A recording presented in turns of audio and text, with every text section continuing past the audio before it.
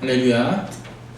우리는 지난주를 통해서 유대인이 주셨던 율법의 말씀이 과연 어떤 의미가 있는가, 그럼 과연 유대인과 이방인들의 차이점, 다시 말해서 오랫동안 믿음을 지켰던 그 유대인들의 모습, 그리고 지금 새롭게 출발을 하고 있는 믿음이 시작되었던 이방인들에게 과연 그들의 차이는 무엇이었나, 그것에 대해서 오늘 바울은 설명하는 것을 우리는 지난 시간을 통해서 알 수 있었습니다. 그 율법을 그 유대인들에게 주셨던 이유는 그 율법을 통해서 다시금 자신의 모습을 되돌아보고 그 가운데 자신의 죄 있음을 깨닫고 알아 주님께 돌아오길 원하셨던 하나님의 사랑이 그들 가운데 있었다라는 것을 우리는 알았습니다. 근데 그것이 무엇인 차이가 있느냐? 과거에 이방인들은 예수를 알기 전에, 하나님을 알기 전에 이방인들은 자신의 모습을 되돌아보기 위한 장치가 양심과 도덕밖에는 없었습니다. 그래서 그것에는 인간이 지은 규범과 율법과 도덕과 양심뿐이었기에 자신의 근원적인 죄에 대해서 보지 못하였고, 진정으로 하나님께 나와서 자신을 내어드리며 자신의 죄를 고백하며 주님께 나아올 수 없었던 그들의 모습이었지만, 유대인들에게는 오늘 그들에게 율법을 주심으로 인해 그 율법의 말씀을 통해서 자신을 되돌아봄으로 인해 주님께 나아올 수 있는 선택받은 백성들이었다라는 것을 우리는 지난 시간 통해서 알 수 있었습니다. 또한 다른 것은 무엇이냐면, 우리 음식점을 가게 되면 동일한 김치찌개를 하는, 예를 들면 식당이 있을 때 1년 된 식당과 수십 년 대를 거쳐서 그 음식을 만들었던 그 식당의 맛이 조금은 맛이 틀린 것과 같이, 신앙의 공력이 오래되면 오래될수록 그 모든 시험과 환난이 오게 되었을 때 그것을 이길 수 있는 하나님에 대한 지식이 그들에게 있었다라는 것을 우리는 알게 되었습니다. 그럼에도 불구하고 오늘 우리가 읽은 본문의 말씀에서 찾아보면 그들과 우리와의 출발점이 다르지 않다라고 오늘 바울 사도는 우리에게 이야기합니다. 유대인이면 어떠하고 헬라인이면 어떠하며 이방인이면 어떠한가, 그들의 출발점은 다르지 않다라고 오늘 바울은 분명히 이야기합니다. 유대인들이 다른 이들보다 나은 것이 있다고 생각한다면 사실 그렇지 않다고 오늘 성경의 말씀은 이야기하는 것입니다. 기본적으로 우리는 유대인이든 이방인이든 똑같이 죄의 선상 아래 있었다, 그리고 있다라는 것을 우리는 기억해야 합니다. 마태복음 5장 13절에서 16절의 말씀을 보게 되면 빛과 소금인 성도의 이야기가 나옵니다. 너희는 세상의 소금이니 소금이 만일 그 맛을 잃으면 무엇으로 짜게 하리요? 후에는 아무 쓸데없어 다만 밖에 버려 사람들에게 밟힐 뿐이다 라고 했습니다.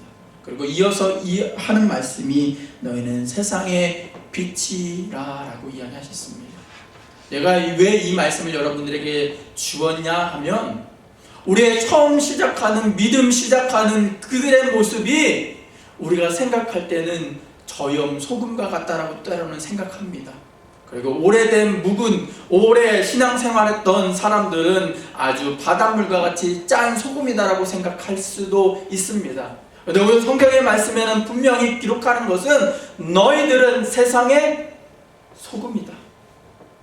어떤 차별적인, 너는 등급이 나눠져 있는 소금이가 빛이 아니라 너는 예수로 말미암아 너는 소금이 되었다라고 이야기합니다. 하나님의 예수 그리스도의 선포적인 말씀이 우리에게 있게 되었다라는 것입니다. 예수를 믿게 되었을 때 어떤 차이점이 있는 것이 아니라 너는 예수로 말미암아 소금이 되었다라고 이야기한다라는 것입니다. 여기에 분명한 차이가 있습니다. 우리가 알아야 될 것, 믿는 믿음 있는 사람이나 그렇지 않는 사람이나 우리가 아는 것은 예수로 인해 구원받은 존재는 다 같다. 그리고 예수님께 쓰임받은 소금의 역할을 감당할 그 사람이 어떤 직분자가 되는 것이 아니고 어떤 오래 믿었던 사람이 되는 것이 아니라 모든 성도들에게 주시는 하나님의 은혜와 하나님의 약속과 하나님의 소명이 여러분들 개인 개인마다 있다라는 것을 오늘 성경을 통해서 이야기합니다. 그래서 예수님은 이렇게 말씀하신 것입니다. 너희는 세상의 소금이다. 차별적인 소금, 어떤 저염 소금에 대해 이야기한 것이 아닙니다. 어떤 등급이 낮은 굵은 소금, 가는 소금에 대해서 이야기한 것이 아니라 너희는 예수로 인해 이제는 소금이 되었다라고, 나를 통해 소금이 되었다라고 예수님께서 이야기하신 것입니다. 사랑하는 생수의 성도들이요, 오늘 이 시간 믿음이 약한 자나 믿음이 강한 자나 다 주님이 없다면 우리는 사망에 놓일 수밖에 없습니다. 다 죄 아래 있기 때문에 율법을 받았던 유대인들조차도 그들은 열심히 살았고 그들은 더욱더 그들의 신앙을 지키려고 행했지만 그 행함으로 끝남으로 인해 그들은 결코 하나님이 원하시는 대로 살지 못하였다라는 것을 우리는 성경을 통해서 분명히 알 수 있습니다. 단상에 서 있는 저도요, 성경을 읽어보면 바리새인처럼 할 수 없습니다. 어떻게 매일매일 그 시간을 두고 그들처럼 또한 그 예식처럼 그 규범대로 어떻게 살아갑니까? 그렇게 살아가기 힘들다라는 것입니다. 그런데 그들에게 하나님께서는 책망의 말씀을 그들에게 왜 해주셨을까? 그들은 하나님을 먼저 되기보다 그 율법 자체를 먼저가 되었고 자신의 행위대로 자신의 공력대로 구원받을 수 있었다라는 교만의 상태에 있게 되었기에 다시금 예수님이 오셔서 그들에게 사랑을 전하시고 예수의 죽으심으로 인해 다시금 그들이 구원의 길을 걸을 수 있는 방향을 제시해 주신 것입니다. 오늘 성경은 말합니다. 바르게 사는 자, 사리 분별하는 자, 하나님께 깨어있는 자가 주님이 보실 때는 없다. 주님이 보실 때는요, 바르게 사는 자가 없고요, 사리 분별하에 강한 자가 없을 뿐만 아니라 하나님께 깨어있는 자가 주님이 보실 때는 없다라고 오늘 분명히 하나님께서는, 예수님께서는 이야기하십니다. 그래서 바울사도는 그것을 알았기에 오늘과 같이 로마서를 통해서 이야기를 합니다. 지금도 많은 사람들이 잘못된 길에 접어들고 막다른 곳에서 헤매고 있다고 로마서를 통해서 바울은 이야기하는 것입니다. 저들이 온전한 길로 가는 것 같은데 인도자 없는, 소경이 인도하는 그런 사람들이었기에, 그런 위치에 있기 때문에 그들은 막다른 길에서 지금도 헤매고 있다고 이야기합니다. 그러므로 하나님은 그 사랑으로 인해 오늘 이 시간 여러분들에게 말씀을 주시고, 그 말씀이 다른 사람들에게 어떤 특별한 유대인들에게 주신 것이 아니라 바로 개개인 여러분들에게 주시는 말씀이며, 그 말씀을 통해서 다시금 우리의 죄를 알고 깨달아 주님 앞에 나오기를 주님은 원하신다라는 것입니다. 결국 성경은 단순히 유대인들에게, 어떤 특권자들에게 준 것이 아니라 여러분들에게, 바로 저에게, 여러분들에게 주시는 처음부터 우리 모두를 위해 쓰여졌던 말씀이다라는 것입니다. 결국 이 말씀은 하나님의 약속과 계시와 관계된 민족이라 하더라도 자동적으로 하나님 앞에 서게 되는 것이 아니라 모든 사람이 다시금 성경의 말씀을 통해서 은혜받고 기도로 하나님과 동행하고 예수를 인격적으로 만남으로 인해 그가 이 자리에 나와서 기도하고 회개가 없게 되면 그들은 똑같이 사망으로 달려갈 수밖에 없다라고 경고하는 바울의 메시지다라는 것입니다. 우리가 읽은 본문에는 우리의 모습이 무엇인지를 가르쳐 줍니다. 9절의 말씀을 보면 우리는 누구뇨? 라고 질문합니다. 우리는 누구인가? 우리는 누구든지 우리가 무슨 행동이나 무슨 생각을 하든지 동일한 죄의 모습, 그 죄 속에서 우리는 살고 있다라고 성경은 기록합니다. 그래서 교회에서 이 죄에 대해 이야기해야 될 뿐만 아니라 그리스도의 오심 그리고 그의 죽으심, 예수로 인한 복음이 이와 연결된다라는 것을 교회에서는 이야기해야 합니다. 그런데 많은 교회들이요, 이 죄 문제에 대해서 이야기하는 것을 꺼려합니다. 그래서 여러분 아주 많이 들어본 목사님일 겁니다. 수정교회 로버트 슈머 목사님이나 조엘 오스틴 목사님 같은 경우에 이 죄의 문제보다도 때로는 인본주의적인 설교를 그들은 하고 있다는 것을 많은 목사님들이 이야기합니다. 그들의 설교의 주제 내용을 보게 되면 하면 된다, 믿으면 된다, 적극적으로 살면 된다, 긍정적으로 살면 된다, 그런 말이 추가됩니다. 점점 그들의 설교 속에서 말씀이 성경의 말씀보다는 인간의 행동의 주체, 인간의 행동의 본질적인 인본주의적인 목소리를 이야기하게 되었을 때 많은 사람들이 그 말을 통해서 공감을 합니다. 아, 그렇지. 그런데 우리가 분명히 알아야 될 것, 교회에서 이야기해야 될 것은 물론 이러한 고무적이고 많은 사람들에게 어떠한 희망을 주는 메시지를 주는 것도 중요하지만 교회에서는 죄에 대해서 이야기해야 합니다.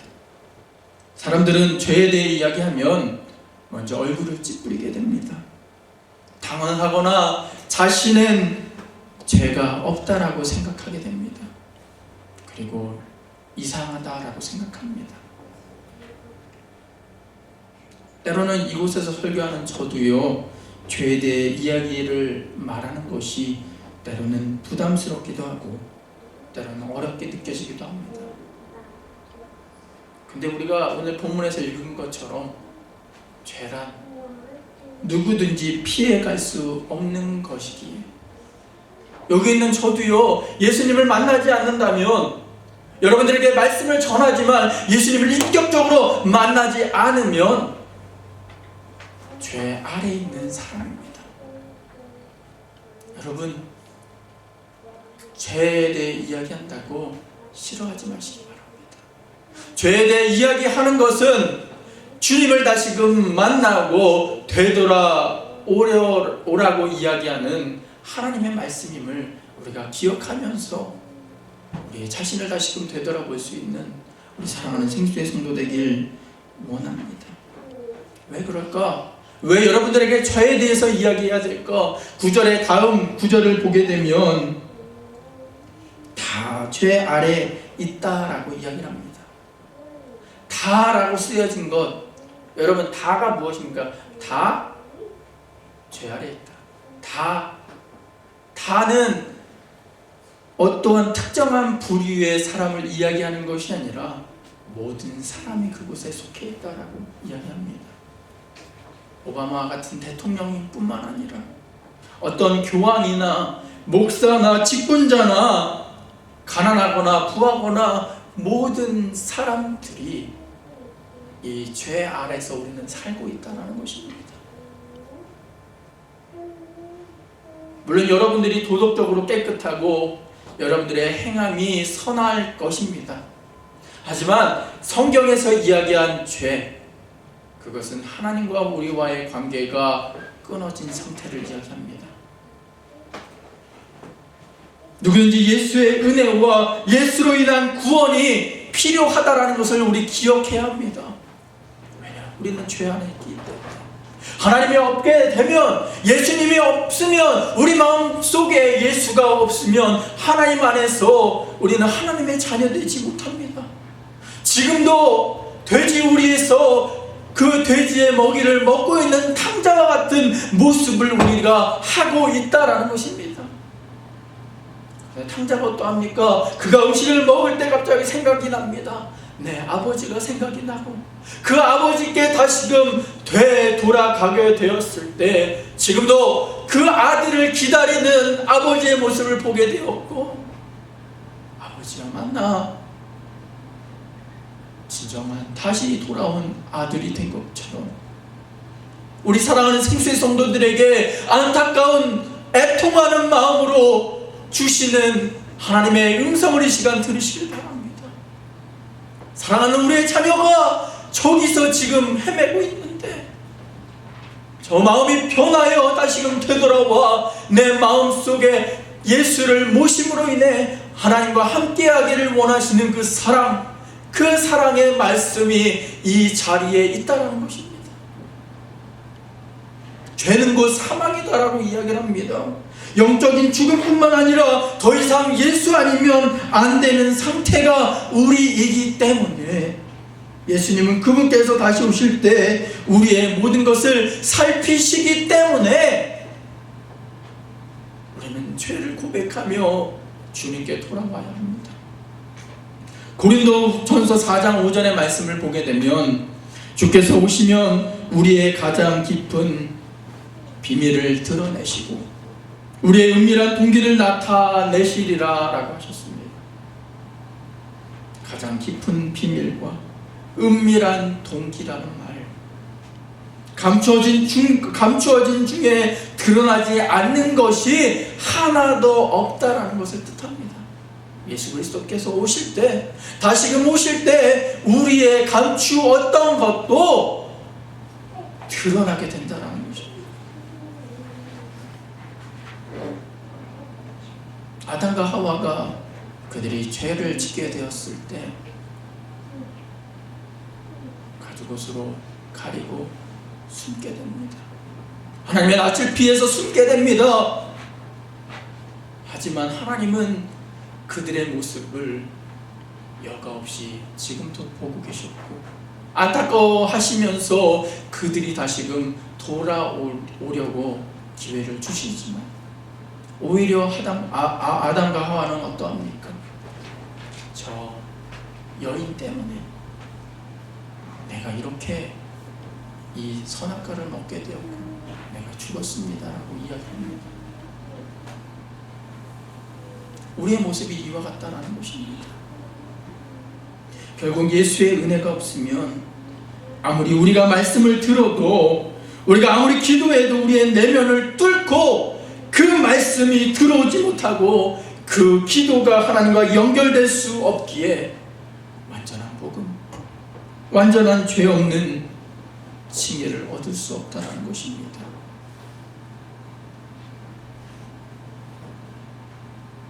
우리가 죄가 없다라는 것은요, 정말로 우리의 죄가 사해지는 것이 아니라 예수님께서 우리가 사랑하시고 우리가 죄를 예수님께 고백하게 될 때 예수님께서 우리에게 너희는 죄 없다라고 칭해 주실 때 우리는 죄가 없게 된다는 것입니다.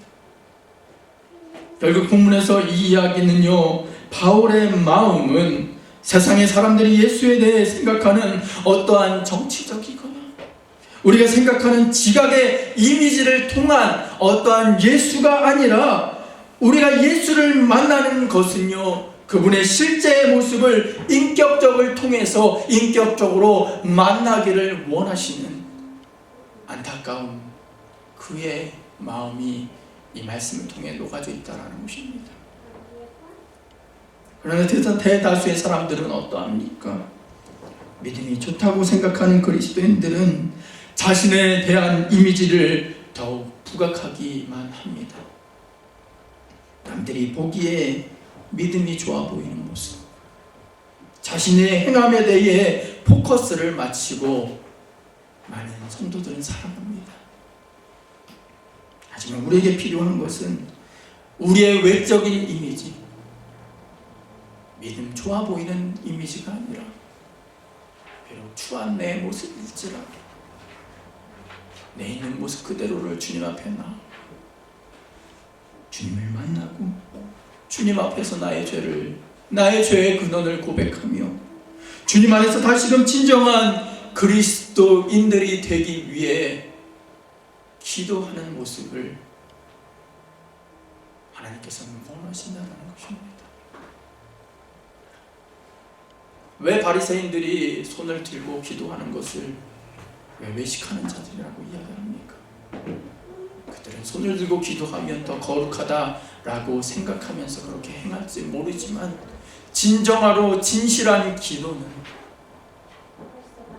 우리가 눈물을 흘리며 통회하며 우리의 있는 모습 그대로를 주님 앞에 나와 기도하는 것, 그것밖에 없다라는 것입니다. 그리고 그것만 주님께서 원하신다라는 것입니다. 야고보서 1장 22절에서 25절의 말씀을 들으시길 바랍니다. 너희는 말씀을 행하는 자가 되고 듣기만 하여 자신을 속이는 자가 되지 말라. 누구든지 말씀을 듣고 행하지 아니하면 그는 거울로 자기의 생긴 얼굴을 보는 사람과 같아서 자신을 보고 가서 그 모습이 어떠했는지를 곧 잊어버리거니와 자유롭게 하는 온전한 율법을 들여다보고 있는 자는 듣고 잊어버리는 자가 아니요 실천하는 자니 이 사람은 그 행하는 일에 복을 받으리라 라고 성경은 이야기합니다. 이처럼 하나님의 말씀을 기억하고 묵상하며 주님을 만나 하나님의 말씀을 통해서 우리의 마음속 깊은 곳까지 우리의 사고 과정과 태도와 지각과 의중을 판단하고 그리하여 우리의 행동이 주님께 선한 방향으로 바꾸지 않으면 안 된다는 것입니다.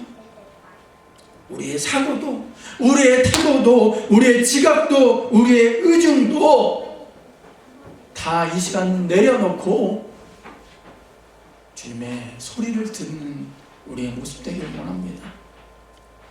계시록 3장 20절의 말씀을 보면 볼지어다 내가 문 밖에 서서 두드리노니 누구든지 내 음성을 듣고 문을 열면 내가 그에게로 들어가 그와 더불어 먹고 그는 나와 더불어 먹으리라 라고 하셨습니다.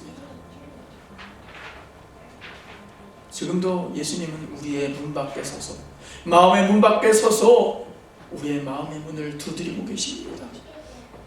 그런데 우리가 작용해야 되는 것이요 오늘 방금 읽은 말씀처럼 누구든지 내 음성을 듣고 그 문을 열면 주님께서 들어오신다라고 이야기하셨습니다. 주님은 지금도 문 밖에서 마음의 준비가 됨을 기다리고 예수님의 이야기하시는 것을 듣는 성도가 되길 원하십니다. 물론 우리가 말씀을 듣고 예수의 복음을 위해 산다는 것이 그렇게 쉬운 것은 아닙니다. 예수의 말씀을 예수의 문 밖에 서서 두드리는 그 소리를 듣기 위해 우리는 쉬운 결정이 아니라 어려운 결정을 해야 합니다.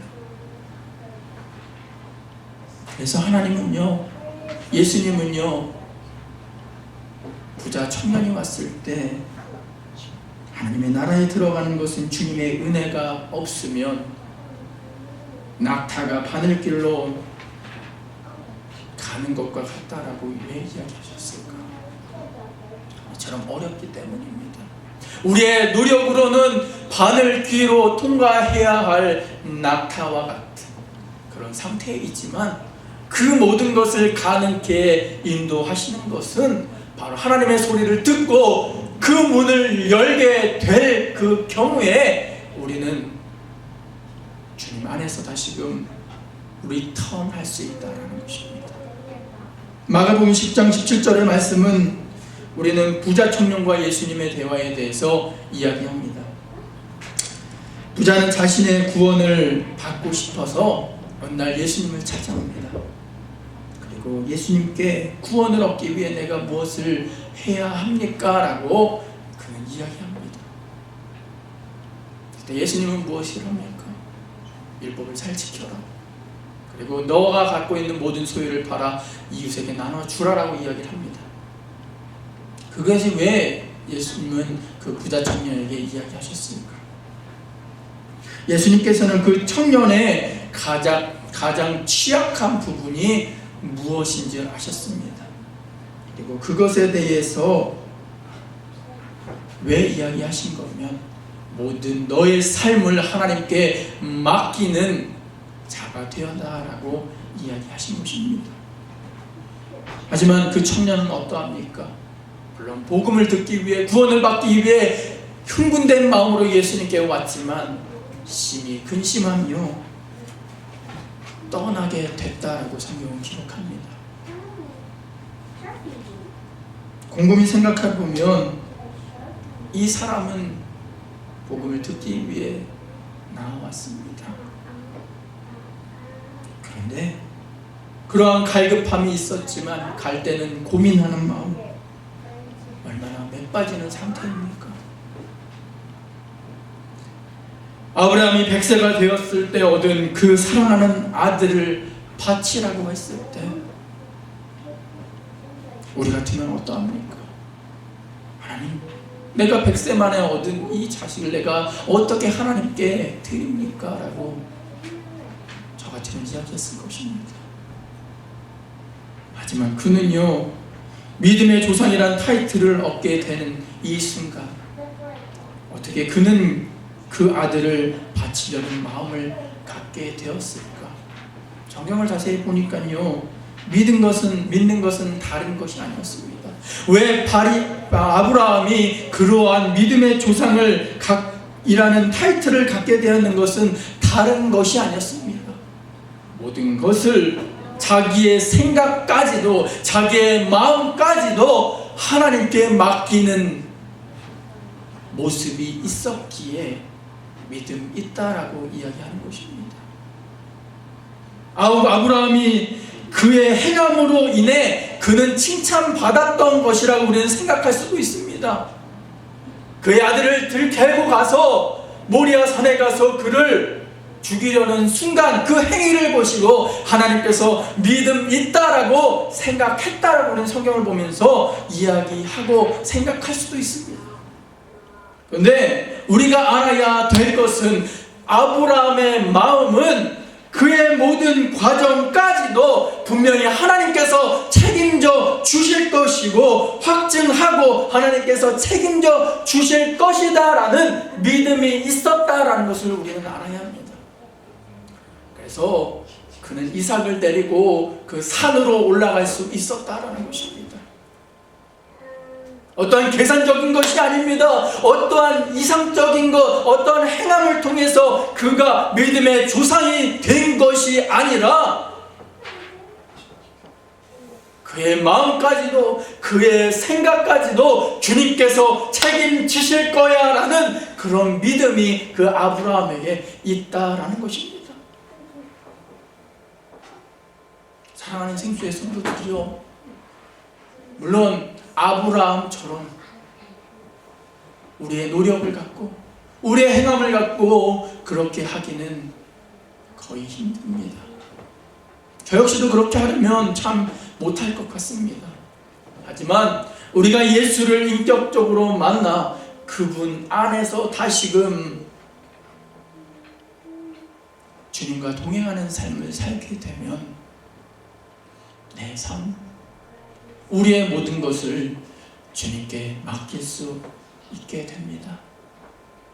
사랑하는 생수의 성도들이요, 지금 여러분들의 상황이 어떠하든지 그 모든 상황, 그 모든 행동, 그 모든 마음, 그 모든 생각, 그 모든 지각, 모든 것을 이 시간 주님 앞에 맡길 수 있는, 그리고 주님께 엎드려 모든 것을 고하며 주님이 모든 나의 삶을 책임져 주실 거야 라는 그 믿음을 갖고 우리 기도하면서 우리 이제는 다시금 시작하길 원합니다. 이번 주 수요일부터 사순절이 시작됩니다. 그리고 그 가운데 말씀을 묵상하고 여러분 믿음을 가지시는 시간 되길 원합니다. 죽을 수밖에 없는 우리의 모습이지만 그 가운데서 주님이 얼마나 나를 사랑하고 계시며 그리고 그 사랑이 얼마나 감사하며 다시금 주님 앞에 나와 기도하는 우리 사랑하는 생수의 성도 되길 소망합니다. 단순히 말씀을 읽고 끝나는 것이 아닙니다. 기도함으로 그냥 끝나는 것이 아닙니다. 그냥 그 시간이 왔기에 내가 기도하고 말씀을 보는 것이 아니라 예수님의 사랑을 다시금 느끼고 주님을 인격적으로 만나 주님과 동행하는 사랑하는 생수의 성도가 되길 주님의 이름으로 간절히 축원드리겠습니다.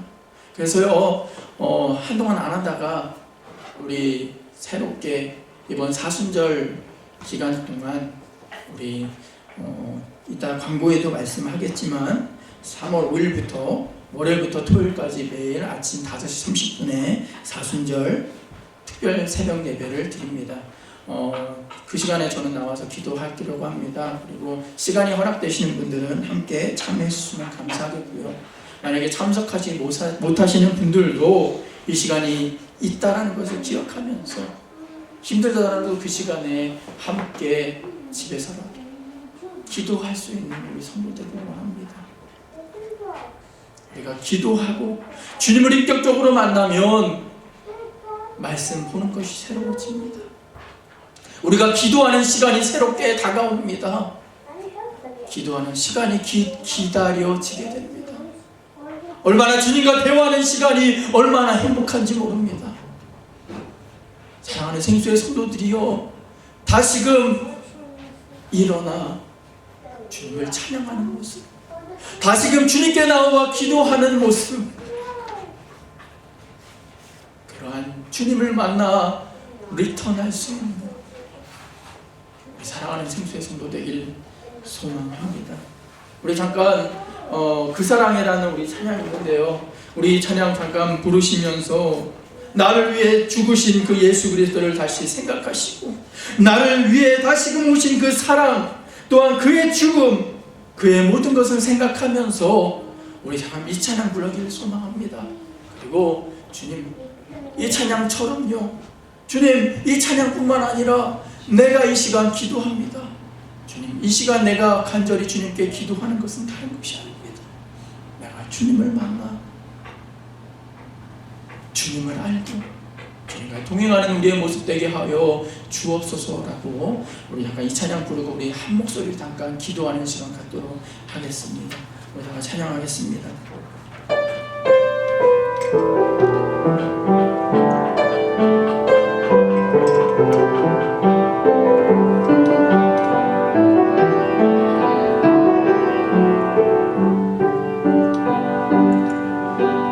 아버지 사랑 내가 노래해, 아버지 은혜 내가 노래해, 그 사랑 변함없으신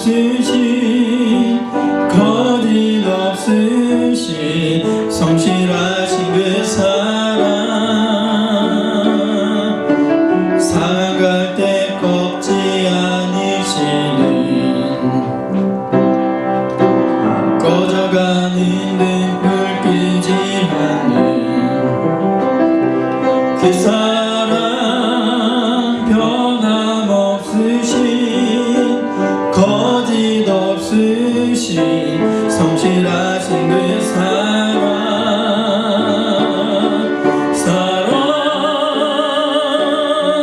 그 사랑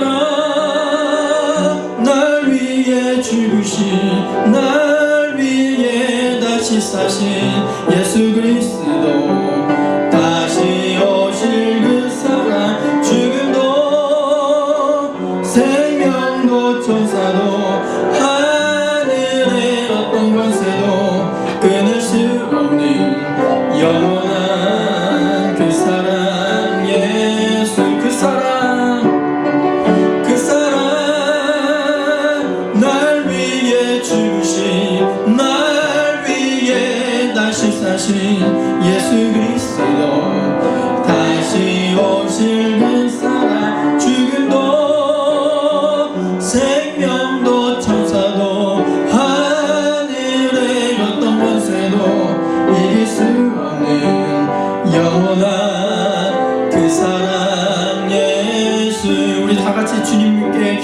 갖도록 하겠습니다. 할렐루야. 사랑과 은혜가 충만하신 주님 너무나 감사를 드립니다. 하나님, 믿음 있는 자나 믿음 약한 자나 하나님, 우리의 출발점은 다른 것이 아닙니다. 우리는 아버지 죄 가운데 놓여있고 주님을 만나지 않으면 우리는 죄는 사망밖에는 될 수 없다는 것을 우리는 성경을 통해서 압니다.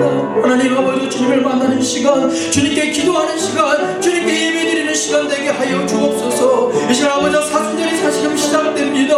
다시금 예수 그리스도의 하심을 기억하며 부활까지 우리 아버지 다시금 부활의 그 부활절까지 근신하며 회개하는 시간 가질 수 있는 우리 사랑하는 생수의 성도 될 수 있도록 주님 인도하여 주시고 함께하여 주시옵소서. 죄는 다른 것이 아닙니다. 하나님과 우리와의 끊어진 그 막힌 담이 죄임을 이 시간 알게 하여 주옵시고 다시금 일어나 주님께 나와 기도할 수 있는 사랑하는 생수의 성도 될 수 있도록 하나님 지켜주시고 함께하여 주시옵소서. 우리가 주님을 만나고 기도하는 이 시간 주님께서 만져주시고 만나주실 줄 믿습니다. 우리가 성경 볼 때 주님이 우리에게 이야기하신 세미한 음성을 하나님 듣기를 원합니다.